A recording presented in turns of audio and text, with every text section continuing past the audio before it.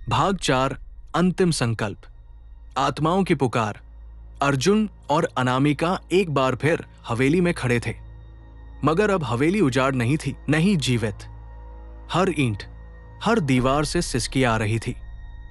हवेली खुद जिंदा लग रही थी, जैसे वो भी कुछ कहने की कोशिश कर रही हो। अनामिका ने कहा, रघुनाथ की आत्मा अब भी बंधी हुई है।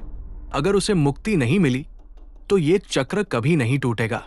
अर्जुन ने जवाब दिया, हमें वही करना होगा जो कभी किसी ने नहीं किया, उसे उसकी ही शक्ति से हराना। गांव वालों से पूछताछ के बाद पता चला कि रघुनाथ सिन्हा का असली शव कभी जलाया ही नहीं गया था। उसे हवेली के नीचे वाले तहखाने में एक अंधेरे कुएं में छिपा दिया गया था।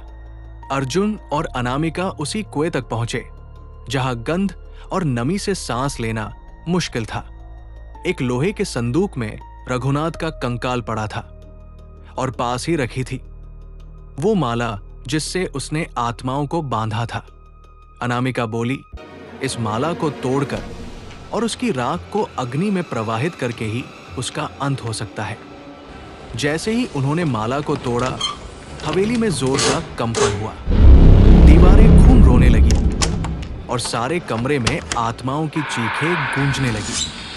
चारों ओर वो 5 आत्माएं घूमने लगी जिन्हें रघुनाथ ने बांध रखा था, पर अब वो गुस्से में थी। उन्होंने रघुनाथ की आत्मा को अपनी जंजीरों में जकड़ लिया। रघुनाथ की आत्मा चीखते हुए बोली, मैं अमर हूं, मुझे कोई नष्ट नहीं कर सकता। लेकिन अर्जुन ने उसकी राख श्मशान की अग्नि में प्रवाहित कर दी। पल भर में हवेली शांत हो गई, दीवारें दरारों से भर गई और जमीन धसकने लगी। हवेली ढहने लगी थी।